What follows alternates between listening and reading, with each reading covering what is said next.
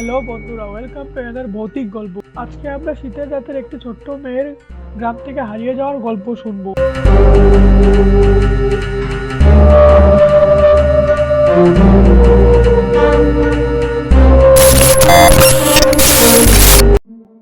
তো বন্ধুরা, গল্পের শুরুতেই আমরা একটি ছোট্ট গ্রামের দিকে চলে যাব, যে গ্রামে প্রতিদিনের মতোই সকাল হচ্ছিল। সেই গ্রামে একটি পরিবার থাকতো, যেই পরিবারে ছিল 3 জন সদস্য, বাবা, মা এবং একটি মেয়ে। তার মা প্রতিদিনের মতো সকালে উঠে তাদের ঘরের কাজকর্ম করছিল এবং তার বাবা সকালে উঠে প্রতিদিনের মতোই তাদের গরু নিয়ে চলে যাচ্ছিল তাদের মাঠে ঘাটে। এই মেয়েটি হলো সেই মেয়ে যে আমাদের গল্পের প্রধান চরিত্র। সে প্রতিদিনের মতোই তার সকালে নিত্য প্রয়োজনীয় পড়াশোনার কাজ শেষ করে সে তার বান্ধবীদের সঙ্গে খেলতে বেরিয়েছিল এবং সে খেলতে খেলতে একটি ভয়ঙ্কর বাড়ির দিকে চলে যায়, যেখানে তাদের যাওয়ার উদ্দেশ্য ছিল না, কিন্তু তাদের কৌতূহলবশত সেখানে চলে যায়।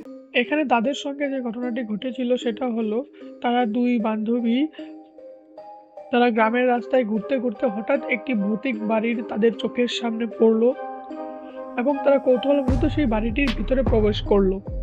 কিন্তু তারা এটা জানতো না যে এই বাড়িটিকে রক্ষা করছে একটি গাছ এবং সেই গাছটির ভিতরে ছিল একটি কঙ্কালের মতো আত্মা। কিন্তু যখন তারা এই বাড়িটির ভিতরে প্রবেশ করলো, ঠিক তখনই তাদের গ্রামের কিছু ব্যক্তি তাদের এই ঘরের ভিতরে ঢুকতে দেখে ফেলেছিল। কিন্তু তখন তারা বিষয়টিকে স্বাভাবিক মনে করে সেখান থেকে চলে যায়। কিন্তু ধীরে ধীরে সময় পার হয়, সন্ধ্যা নেমে আসে। তার মা বাবা তাকে নিয়ে খুব চিন্তায় নেমে পড়ে।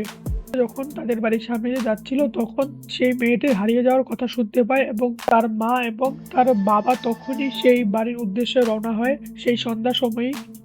কিন্তু কিন্তু তারা তখনও জানতো না সেই মেয়ে দুটির উধাও হয়ে যাওয়ার গল্পটা। রাত আরো গভীর হয়ে আসছিল এবং অন্ধকারও ছিল এবং তাদের ভয়টাও আরো ক্রমে ক্রমে বেড়ে যাচ্ছিল। আর আকাশে ছিল একগুচ্ছ মেঘ, যার মাঝখান দিয়ে হালকা হালকা দেখা যাচ্ছিল সেই চাঁদটুকু।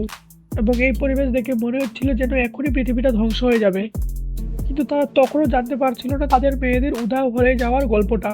তারপরের দিন সকালবেলা তারা সবাই গ্রামবাসীরা মিলে চিন্তা করলো যে তারা সেই রাজবাড়িটির ভিতরে প্রবেশ করবে এবং সেই দিন সকালবেলা থেকে শুরু হয়ে যায় প্রচণ্ড ঝড় বৃষ্টি। এবং সেই ঝড় বৃষ্টি কিছুতেই থামার নাম নিচ্ছিল না। এই প্রথমবার তারা এত বড় ঝড় বৃষ্টি দেখে সবাই অবাক হয়ে যায়।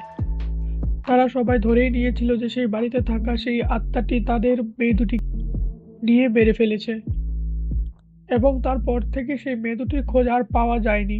আজকে আমাদের গল্প এই অবধি।